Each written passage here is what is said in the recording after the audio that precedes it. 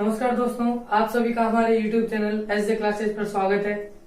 तो देखिए, हमारा जो चैप्टर चल रहा था वो था रियल नंबर। रियल नंबर की जो एक्सरसाइज थी वो सभी मैंने आपको करा दी थी। आज हम पढ़ते हैं विविध प्रश्नमाला या मिसलेनियस एक्सरसाइज। किसी भी चैप्टर की जो मिसलेनियस एक्सरसाइज होती है उसका कोई अलग से कंसेप्ट नहीं होता। जो कंसेप्ट हमने प्रीवियस एक्सरसाइज में पढ़ लिया उन्हीं को काम में लेते हुए यह एक्सरसाइज आपको सोल्व करनी पड़ती है। तो इसका सारा कंसेप्ट मैंने 2.1, 2, 3 और 4 में बता दिया है। तो उसी के बेस पे इसको हम आके सोल्व करते हैं। तो देखिए, एक्सरसाइज का क्वेश्चन नंबर फर्स्ट। यहां आपको बताना है, एक नंबर दे रखा है 196। इसके प्राइम फैक्टराइजेशन मेथड से इसके टुकड़े करने, फिर ये बताना है कि इसकी जो पावर्स का सम है वो कितना होगा। तो 196 के आप यहाँ फैक्टर कर लीजिए। 2 9 जा 18, 2 8 जा 16, 2 से डिवाइड किया तो ये आ गया 49।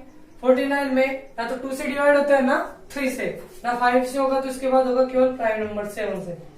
7 का डिवाइड 7 टाइम और 7 से वापस डिवाइड करोगे इसमें 1 टाइम, तो इसके फैक्टर आपके पास आ गए 2, 7 और 7। 2 की पावर भी यहाँ 2 मिल रही है, 7 की पावर भी 2 मिल रही है। तो इनकी पावर्स का सम यदि मैं करूंगा तो दोनों की, इसकी पावर 2 और इसकी पावर भी 2, तो घातों का जो योग होगा 2 + 2 = मिलके आ गया 4। सेकंड क्वेश्चन, यहां आपको बताना है दो संख्या दे रखी है। एक तो दे रखी है m, जिसकी वैल्यू आपको दे रखी है, एक तो दे रखा है PQ और एक दे रखा है PQ और Q²। दूसरा नंबर n, इसको m बोल सकते हो और इसको n। आपको निकालना है HCF। तो HCF निकालने के मैंने बताया था, जब भी किसी नंबर का HCF निकालना हो तो आपको उन दोनों में से देखना है कि किस नंबर की पावर कॉमन आ रही हो। कॉमन हमेशा जो कम पावर वाला नंबर होता है वही कॉमन आता है।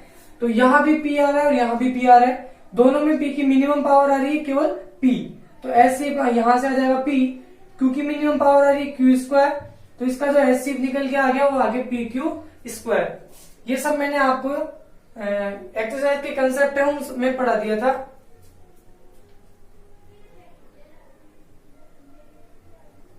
तीसरा दे रखा है 95 एंड 152। इन दोनों का आपको HCF निकालना है। तो 95 के यदि आप फैक्टर करोगे, 95 के फैक्टर प्राइम फैक्टराइजेशन मेथड से कर लेना। 5 को यदि मैं 19 से मल्टीप्लाई करता हूं तो 95 आता है। 152 के फैक्टर आता है 8 × 90। 8 को आप लिख सकते हो 2³ × 90। अब इन दोनों का यदि मैं HCF निकालूं तो HCF होता है हमारे पास कॉमन जो दोनों में आ रहा है। यहाँ 19 आ रहा है तो यहां से भी आपके पास 19 आ गया, तो यहाँ दोनों का HCF है वो आ गया 19। अब देखिए एक्सरसाइज का क्वेश्चन नंबर 4। यहां आपको बताना है दो नंबर आपको दे रखे हैं, उन दोनों का गुणनफल। तो दो संख्याएं या दो संख्याओं का गुणा, कोई भी दो नंबर थे हमारे पास तो उनका जो गुणनफल था वो हमारे को क्वेश्चन में दे रखा है 1080, और उन दोनों नंबर का HCF भी हमारे को दे रखा है, वो है आपके पास 30। इन दोनों की हेल्प से आपको इनका HCF तो दे रखा है और LCM निकालना है। तो हम जानते हैं कि दो नंबर यदि आपको दे रखे हो और उनका HCF आपको पता हो तो आप उनका LCM निकाल सकते हो, क्योंकि इनके मध्य जो संबंध है मैंने बताया था कि उन दोनों नंबर का जो गुणनफल होता है वो उन दोनों के HCF और LCM के गुणा के बराबर होता है। देखिए दो नंबर है, उनका HCF और LCM, इन दोनों का जो मल्टीप्लीकेशन है वो उन दोनों नंबर, एक मान लो A, दूसरा नंबर मान लो B, तो दोनों का HCF और LCM उन दोनों नंबर्स के गुणा के बराबर होता है। HCF आपको क्वेश्चन में दे रखा है 30, LCM आप निकाल सकते हो, तो इसको LCM का LCM में रहने दो। A और B दो नंबर थे और दोनों नंबर क्या है ये हमारे को मतलब नहीं है, उन दोनों का गुणनफल आपको दे रखा है। यहां से मैं इसकी जगह रख सकता हूं 1080। तुम्हारे को यहां से LCM इसका निकालना है। LCM आ गया 1080/30। एक जीरो से एक जीरो कैंसिल कर सकते हो, 3 × 1 = 3, 3 3 जा 9, 3 6 जा 18। तो इसका एलसीएम आपके पास निकल के आ गया 36। तो इस तरीके से जब एचसीएफ और एलसीएम दे तो ये आप निकालना सीख सकते हो। यदि एलसीएम देता तो हम यहाँ से एचसीएफ भी निकाल सकते थे। इसके बाद एक्सरसाइज का नेक्स्ट क्वेश्चन लेते हैं, क्वेश्चन नंबर 5। देखिए क्वेश्चन नंबर 5 में आपको बता रखा है, यहां दे रखा है 441 अपॉन 2 का स्क्वायर इंटू 5 की पावर 7 इंटू 7 का स्क्वायर। इसको सोल्व करके हमारे को बताना है कि इसका जो दशमलव प्रसार है वो कैसा होगा, शांत होगा या अशांत होगा, अशांत अनावृत्ति का होगा या किस तरीके का होगा। तो ये सब क्वेश्चन आपको मैंने बता दिए थे। तो 441 अपॉन 2 का स्क्वायर अपॉन इंटू 5 का 7। तो जब देखो मैंने इसके लिए बताया था कि कोई नंबर शांत कब होता है, जब नीचे की ओर 2 और 5 के रूप फैक्टर बन जाते हैं। तो यहाँ इसके अलावा एक और फैक्टर बन रहा है 7। तो पहले आप इसको सोल्व करके देख लो। 7 यदि ऊपर किसी नंबर से कैंसिल हो रहा हो तो पहले उसको काट लो, यदि नहीं हो रहा हो या वो वही आ रहा हो क्वेश्चन में तो इसका मतलब वो शांत नहीं होगा। तो 7 का स्क्वायर मीन 7 मल्टीप्लाई बाय 7। अब 7 को उसके काट के देख लो तो 7 1 जा 7, यहां जा रहा है 6, फिर आ गया 3, फिर 7 1 जा 7, 7 9 जा 63। तो ऊपर आपके पास आ गया केवल 9 और नीचे आपके बन रहा है 2 का स्क्वायर इंटू 5 की पावर 7। अब ये तो यहां से पता लग गया और इस क्वेश्चन में केवल यही बताना था कि ये शांत है या अशांत है। इसका प्रसार नहीं बताना था कि इसका प्रसार क्या निकल के आएगा। तो यहां से आप बता सकते हो कि इस संख्या के हर में आपके पास 2 की पावर m इंटू 5 की पावर n इस रूप का कोई फैक्टर बन रहा है। तो इसलिए इससे जो इसका प्रसार होगा वो शांत हो जाएगा। नेक्स्ट क्वेश्चन करते हैं, क्वेश्चन नंबर 6।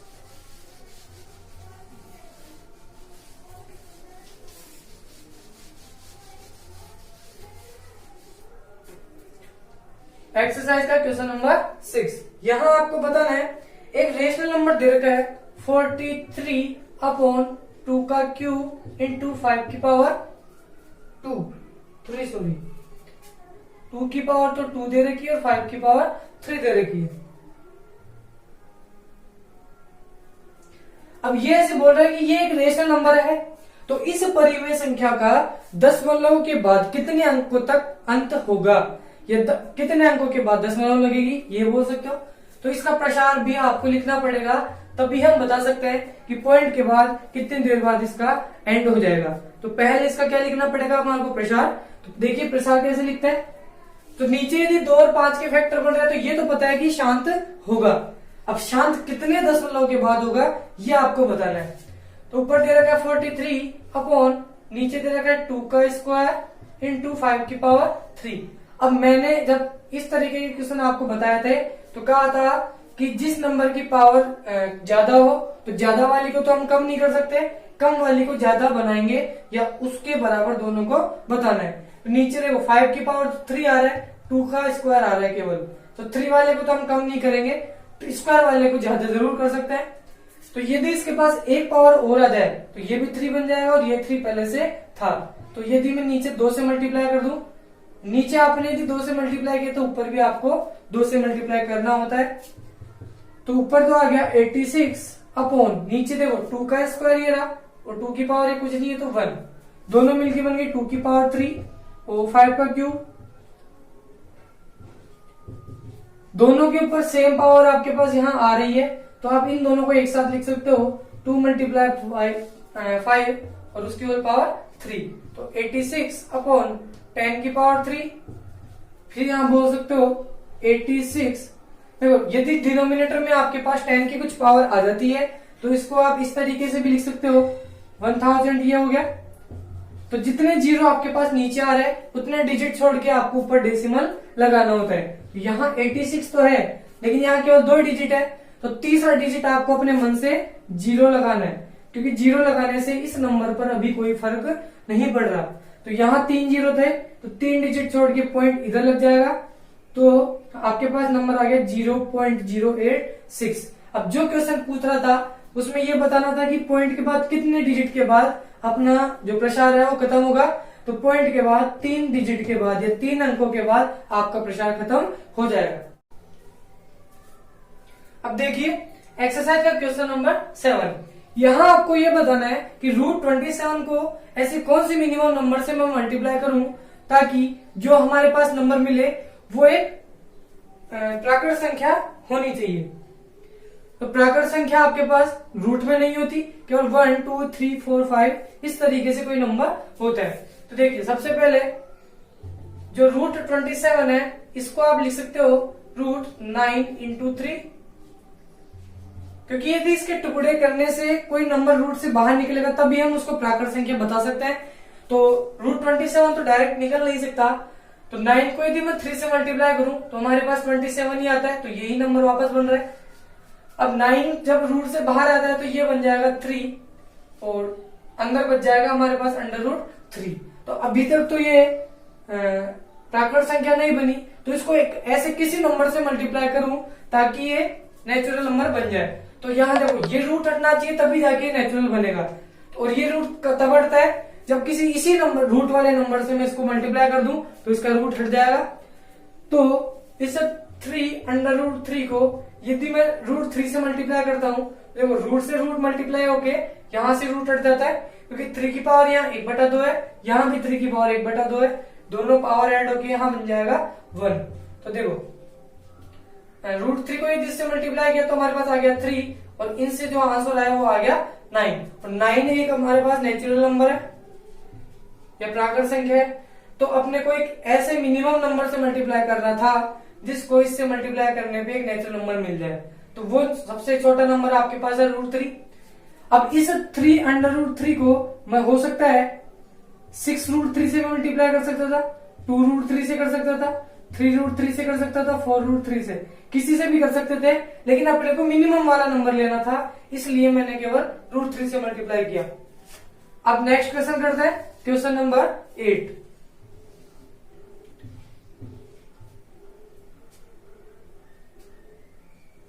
यहां तो केवल इतना बताना है, दो नंबर आपके पास है, यदि उनके HCF और LCM यदि दोनों बराबर है तो आपको ये बताना है कि क्या वो दोनों नंबर आपको बताना है कि वो दोनों नंबर कैसे होंगे। तो देखो दो नंबर आपके पास है, एक दे दिया 12, दूसरा दे दिया 6, तो इन दोनों का यदि HCF निकालेंगे तो वो आएगा 6 और LCM निकालेंगे तो वो आएगा 12।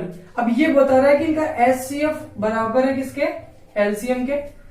तो यदि दोनों का HCF और LCM बराबर तभी हो पाएगा जब वो नंबर भी दोनों आपस में बराबर हो। जैसे 3 और 3, या सॉरी एक नंबर ले लिया 16, एक नंबर ले लिया दूसरा भी 16, इसके यदि HCF की बात करें तो भी ये आएगा और LCM की बात करें तो भी आएगा, नंबर भी वही है, HCF और LCM भी आपस में बराबर है। और इसका ऐसे जैसे एक नंबर ले लिया 36, दूसरा 24, नंबर यदि आप अलग अलग लोगे तो उनके HCF और LCM भी अलग अलग आएंगे। तो ये चीजें आप इस तरीके से एग्जांपल से बता सकते हो कि यदि दोनों के HCF या नंबर के HCF यदि बराबर है तो उनके नंबर भी दोनों आपस में बराबर होंगे। अब नेक्स्ट क्वेश्चन लेते हैं, क्वेश्चन नंबर 9। यहां आपको दो नंबर दे रखे हैं, एक नंबर है A, दिया हुआ है हमारे को A तथा 18, एक नंबर तो A है और दूसरा नंबर आपको कांस्टेंट दे रखा है वो है 18। दोनों का जो LCM है, इन दोनों नंबर का LCM आपको दे रखा है 36 और A तथा 18, इन दोनों का HCF आपको दे रखा है 2। तो आपको वैल्यू निकालनी है A की।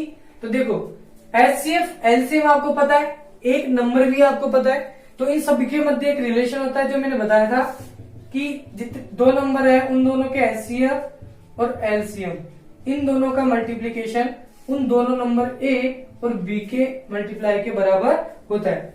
तो यहाँ HCF आपको दे रखा है दोनों का A तथा 18 का HCF आपको दे रखा है 2, LCM भी आपको दोनों का दे रखा है 36। अब एक नंबर तो आपको A ही पता है और B जो दूसरा नंबर है उसकी वैल्यू आपको क्वेश्चन में दे रखी है 18।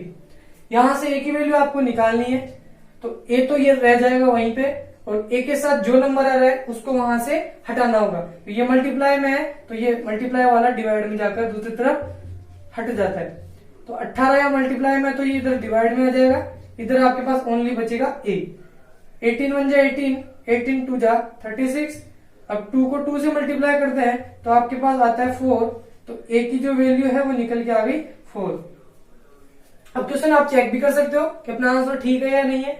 ए की वैल्यू 4 रखो, 18 को 4 से मल्टीप्लाई करता तो 72 और 36 को 2 से मल्टीप्लाई करता तो भी 72। इट मीन्स जो हमारा आंसर है वो ठीक है। अब देखिए 10, क्वेश्चन नंबर 10।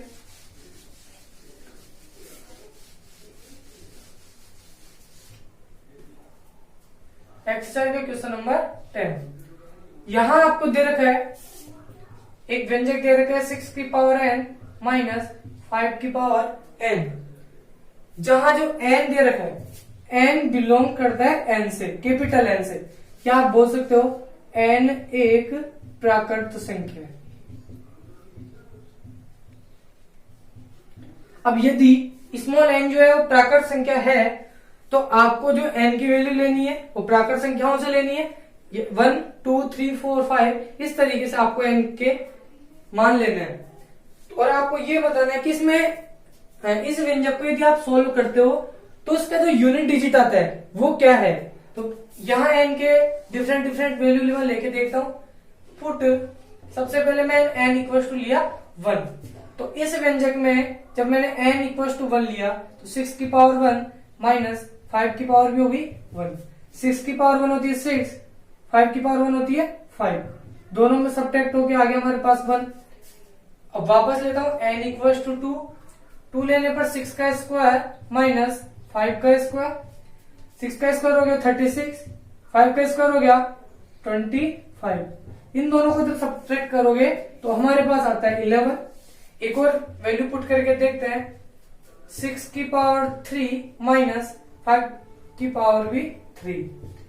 6 की पावर 3 होती है हमारे पास 216, 5 की पावर 3 होती है हमारे पास 125। 6 माइनस 5 इक्वल्स टू 1, 1 माइनस 2, तो इसमें से आपके पास बच गया 9। तो देखो जब आपने n की डिफरेंस वैल्यू ली तो भी आपके पास इनका जो डिजिट्स की यूनिट डिजिट है सभी में यूनिट डिजिट की वैल्यू आ रही है 1। तो इस तरीके से आप n के और भी वैल्यूज लोगे तो भी हमेशा यूनिट डिजिट इस क्वेश्चन से मिलेगी आपको 1। तो इसका आंसर हो जाएगा 1। यूनिट डिजिट या इकाई का अंक आपके पास आ गया 1। अब नेक्स्ट क्वेश्चन करते हैं क्वेश्चन नंबर 11। देखिए एक्सरसाइज का क्वेश्चन नंबर 11। यहां आपको बताना है P बटे Q जहां Q is not equal to 0। P बटे Q एक परिमेय संख्या है तो Q पर क्या प्रतिबंध हो सकता है, शांत दशमलव हो तो देखो ये यदि शांत दशमलव हो तो Q पर प्रतिबंध मैंने आपको बताया था। Q क्या है, इस रेशनल नंबर का डिनोमिनेटर, और किसी भी नंबर का यदि डिनोमिनेटर क्या हो कि उसको शांत बना दे। तो डिनोमिनेटर के में कुछ ऐसा नंबर लेने पर शांत कब बनती है संख्या, जब आपके पास डिनोमिनेटर में जो फैक्टर है वो या तो 10 की फॉर्म में आए या 10 की पावर की फॉर्म में आए, या आप बोल सकते हो 2 की पावर m इंटू 5 की पावर n की फॉर्म में आए। तो Q पर प्रतिबंध ये हो सकता है कि Q के जो फैक्टर है वो या तो 2 की पावर m या 5 की पावर n या 2 की पावर m इंटू 5 की पावर n इस फॉर्म में आपके पास आ जाए तो ये जो नंबर होगा वो हो जाएगा हमारे पास शांत। इसके अलावा क्वेश्चन नंबर 12 देखो।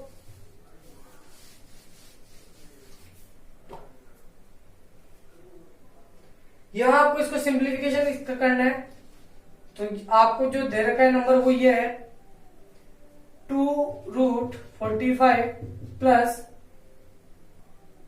3√20 अपॉन √5 और इसके बाहर दे रखा है 2।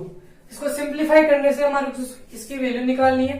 तो देखिए नीचे आपके पास रूट में 5 आ रहा है, ऊपर जो नंबर दे रखे हैं रूट में 45 दे रखा है और ये रूट में दे रखा है 20।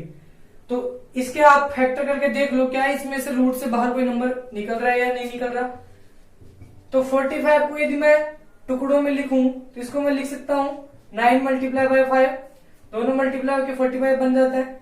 फिर प्लस 3 ऐसे कैसे, 20 को मैं लिख सकता हूं 4 मल्टीप्लाई बाय 5, और नीचे आपके पास आ रहा है 2√5। इसके बाद देखिए यहाँ 2 ऐसे कैसे, अब रूट के अंदर 9 भी आ रहा है, रूट में 5 भी आ रहा है, तो √9 तो हम जानते हैं कि इसकी वैल्यू बाहर निकल के आती है 3, और रूट के अंदर अकेला बच जाता है 5 प्लस 3। यहाँ 4 भी किसी का स्क्वायर होता है 2 का, तो 2 रूट से बाहर निकल के आएगा, तो 4 रूट से बाहर निकलेगा तो 2 बन जाएगा, और अंदर बच गया √5, तो नीचे बन रहा है 2√5। इसके बाद 2 3 से बन गया 6√5 प्लस 6√5 अपॉन 2√5। अब यदि आप चाहो तो पहले √5 कॉमन ले लो, चाहो तो इन दोनों को ऐड करके भी इसको सोल्व कर सकते हो। तो 6√5 या ऐसे बोल सकते हो, √5 यहाँ 6 बार आ रहा है और √5 यहाँ भी 6 बार आ रहा है, तो दोनों मिलके हो जाएंगे 12। √5 टोटल प्लस होके बन जाएगा 12√5, या 6√5 प्लस 6√5 इक्वल टू 12√5, और नीचे आपके पास बन रहा है 2√5। √5 से √5 कैंसिल, 2 1 जा 2, 2 6 जा 12, तो यहां से हमारा आंसर निकल के आ गया 6।